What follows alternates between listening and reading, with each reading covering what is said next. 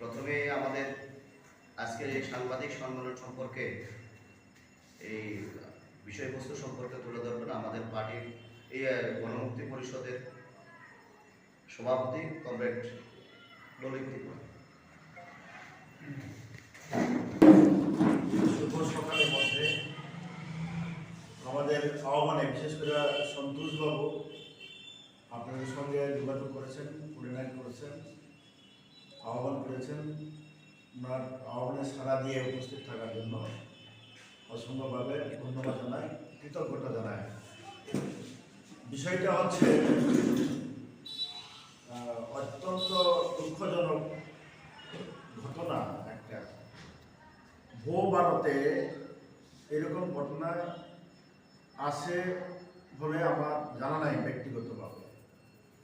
গতকাল ত্রিপুরা রাজ্য উপজাতি গণমুক্তি পরিষদের বিভাগীয় কমিটির সিদ্ধান্ত এবং কেন্দ্রীয় কমিটির সিদ্ধান্ত অনুসারে আমাদের গন্ডাসরা মহকুমা এলাকায় 27টা ভিলেজ কমিটিতে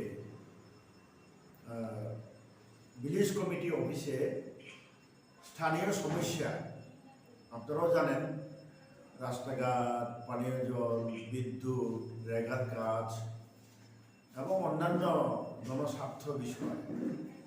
এটা শুধু গণমুক্তি পরিষদ এককভাবে একার সমর্থন যারা আছে তাদের ব্যক্তিগত সম্পত্তির বিষয় না।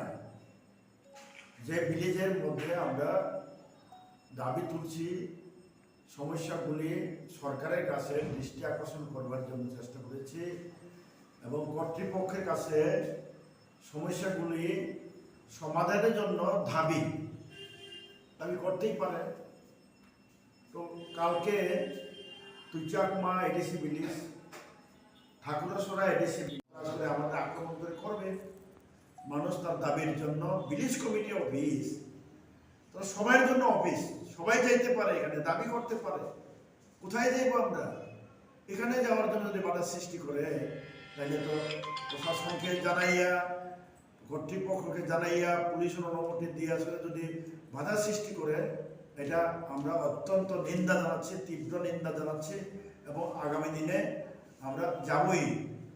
এসডিএম কি বলবেন জানি না, এসডিপিও কি বলবো জানি না। এসডিপি যদি বলে না আপনারা যাইবেন না, এটা কর্তৃত্ব শুধু বিজেপিরাই যেতে পারবো, গণমুক্তি পরিষদ যেতে পারতো না, তাহলে আমাদের কাছে লিখিত দাও, আমরা চাইবো আজকে যে কি কারণে সেখানে যাইতে পারবো না।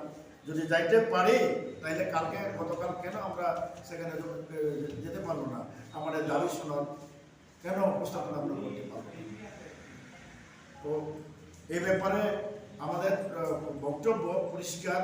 আমরা জনগণের স্বার্থে কোনো এখানে সংগঠন বৃদ্ধি করবার প্রশ্ন না। জনগণের দাবি নিয়ে তাদের হক, তাদের অধিকার আছে, এই দাবি নিয়ে যাওয়ার প্রশ্নে কেন বাধা সৃষ্টি করছে, এটা তীব্র নিন্দা জানাই। আপনাদের মাধ্যমে আমরা বলতে চাই এই সমস্ত বন্ধ হবে কিনা। বাকিটা সন্তোষবাবু আছে এবং আমাদের আগামী দিনে কিছু কর্মসূচি আছে, সেটা আপনাদের সামনে আমি ইয়ে করব। আগামী 8ই সেপ্টেম্বর দুম্বুরনগর আদি ব্লকে আমাদের এই এলাকার সংশ্লিষ্ট দাবি নিয়ে আমরা গণডেপুটেশন সংগঠিত করব। 13ই সেপ্টেম্বর রৈশাবাড়ি আড্ডি ব্লকে সেম ওই রৈশাবাড়ি ব্লক এলাকার বিভিন্ন সমস্যা নিয়ে, সংশ্লিষ্ট দাবি নিয়ে গণডেপুটেশন আমরা প্রদান করব।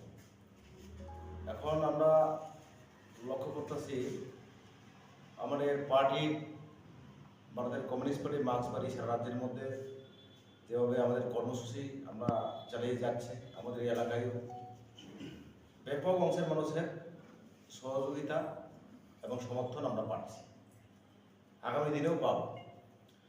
এর জন্যই এই রাজ্যের বিজেপি দল সহ প্রতিক্রিয়াশীল শক্তিগুলো আমাদেরকে কুণ্ঠাসা করবার জন্য, এটা আগেও ছিল, এখনও চলছে, আগামী দিনেও থাকবে, এটা আমরা জানি। এটাকে মোকাবিলা করেই আগামী দিনে আমরা এগিয়ে যাব। এই কাজে আপনাদের মাধ্যমে আমরা সমস্ত অংশের মানুষের কাছে আমাদের বক্তব্য পৌঁছে দিতে চাই।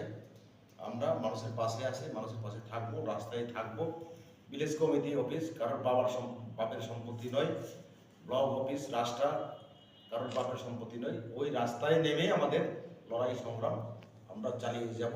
বিজেপির কিছু কতিপয় গুন্ডা বাহিনী, আমরা ফেসবুকেও দেখলাম, হিম্মত থাকলে কেন এখানে ঠাকুরাসরা এবং রানীপুকুর টিচাকমা ভিলেজে গেল না, এরকম করে ফেসবুকেও আমরা লক্ষ্য করছি একটা ছেলের কাজে। এই সমস্ত গুন্ডা বাহিনী মানুষকে বই দেখিয়ে বেশি দিন দাবিয়ে রাখা যাবে না।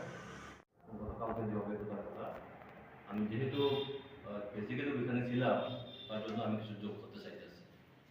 আপনারা জানেন 18 নির্বাচনের পরে আমাদের এখানে একটা সন্ত্রাসী রাজত্ব কায়েম হয়েছে এবং আপনারা সাংবাদিক গণতান্ত্রিক ব্যবস্থায় চতুর্থ স্তম্ভ, আপনারা প্রত্যক্ষ সাক্ষী এই গণতন্ত্র মহকুমা। এবং আমরা ঠিক করেছি যে আমরা প্রত্যেকটা ভিলেজ কমিটিতে যাব। যেহেতু ভিলেজ কমিটির মেয়াদ শেষ হওয়ার পরেও এখনো নির্বাচন করবার ক্ষেত্রে সরকারের কোনো ভূমিকাই নাই, উপরন্ত সেখানে তাদের দ্বারা সিলেকশন কিছু সন্ত্রাসী, আমি বলবো গুন্ডা, তাদের মাধ্যমে ভিলেজ চলছে এবং চূড়ান্তভাবে দুর্নীতি চলছে। প্রত্যেকটা ভিলেজে 30 জন 40 জন 50 জন করে আপনার লুটপাট বাহিনী ট্রেগার টাকা কাজ না করে বিনা পরিশ্রমে মজুরি নিচ্ছে। তার বিরুদ্ধে আওয়াজ তুলবার জন্য তার পাশাপাশি আমাদের নেতৃত্বে বললেন রাস্তাঘাট, জলপথ, স্কুল ইত্যাদি ইত্যাদিগুলো আজকে মুখ টুকরে পড়ে আছে। তার বিরুদ্ধে প্রতিবাদ করার জন্য মুক্তি পরিষদ, আমরা বিভাগীয় কমিটি 27টা ভিলেজ কমিটিতে আমরা দেখুন দেওয়ার সিদ্ধান্ত গ্রহণ করি। ইতিমধ্যে আপনারা জানেন জগবন্ধুতে 3টা ভিলেজ, রহস্যবাড়িতে 3টা ভিলেজ কমিটিতে এবং রামনগরের 3টা ভিলেজ কমিটিতে আমাদের ডেপুটেশন হয়ে গেছে এবং গতকালকে আমাদের 4টা ভিলেজ কমিটিতে আমাদের ডেপুটেশন হওয়ার কথা ছিল। যথারীতি দায়িত্ব, আমাদের যে দায়িত্বপ্রাপ্ত লিডারশিপটা আছে ওনারা সেখানে গেছেন এবং আমাদের শিডিউল টাইম ছিল 11টা থেকে, কিন্তু বিজেপি সকাল 9টা থেকে প্রত্যেকটা ভিলেজ কমিটি কার্যালয়ের মধ্যে মিটিং দেখে বসে আছে। বলা হচ্ছে সিপিএম কে ভিলেজ কমিটি কার্যালয়ে ঢুকতে দেওয়া হবে না, যদি ডেপুটেশন দিতে হয় তাহলে আপনি ব্লকে যাও, এসডিএম অফিসে যাও, এই ভিলেজ কার্যালয়ে কেন? এরকম প্রশ্ন তারা করবার চেষ্টা করছে।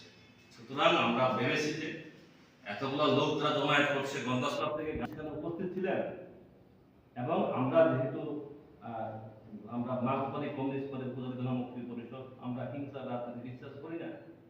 তার জন্য আমরা গতকালকে হিংসা এড়ানোর জন্য আমাদের পিছনে আমরা সেখানে অংশগ্রহণ করে নিই এবং এখানে শেষ না, আমরা আগামী কয়েকদিনের মধ্যে আমরা যাব। আলোচনা করছে আমরা কন্টাছড়া মহকুমার 2টি ব্লক, একটা হচ্ছে রহস্যবাদী, একটা হচ্ছে কুম্ভনগর ব্লক।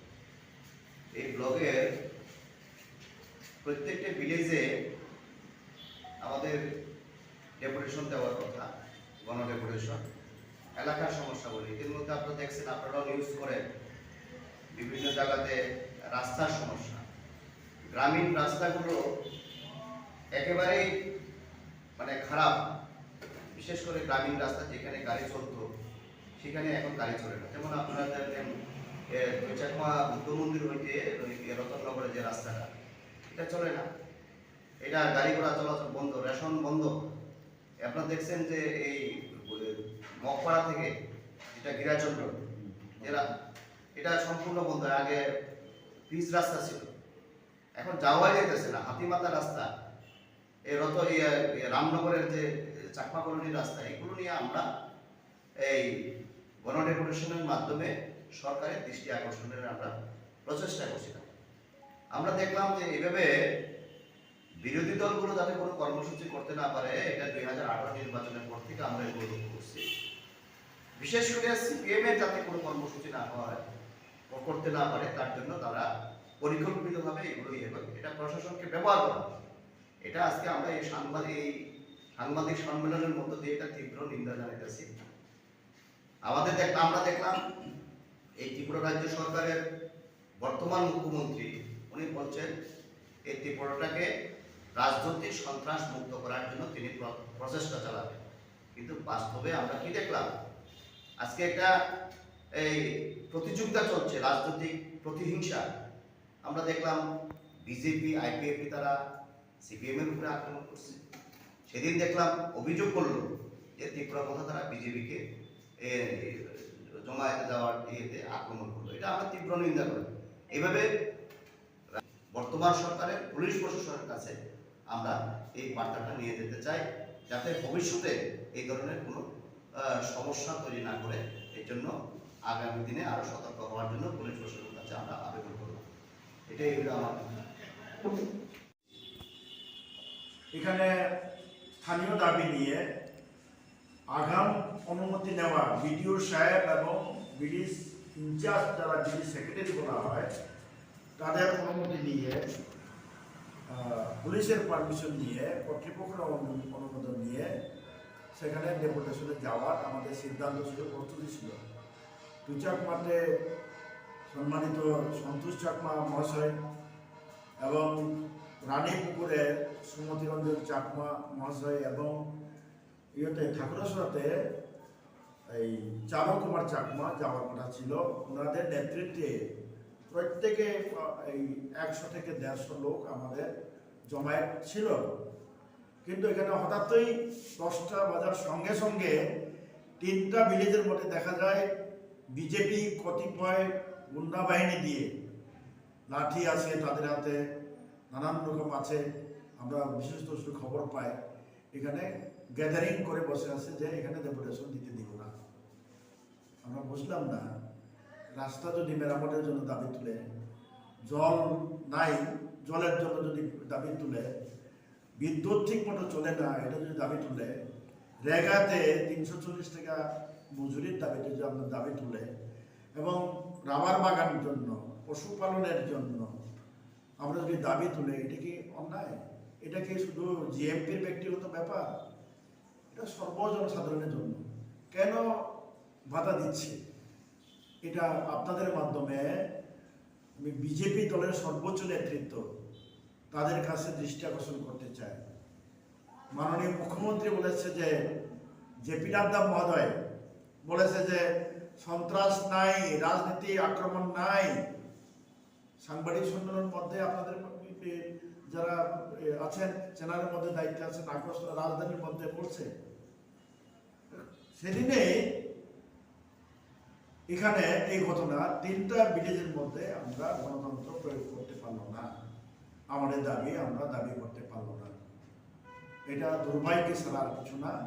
এটা গণতন্ত্রকে জবাই করা, গণতন্ত্রকে ধ্বংস করা। তো আমরা এখানে আপনাদের মাঝে জানান দিতে চাই, আমরা আজকে এসডিএম এর সঙ্গে যাব, এসডিপিওর সঙ্গে আমরা সাক্ষাৎকার করবো, থানাগুলির সঙ্গে আমরা সাক্ষাৎকার করবো। এই আগামী মাসের মধ্যে, সেপ্টেম্বর প্রথম সপ্তাহের মধ্যে আমরা ওখানে যাব।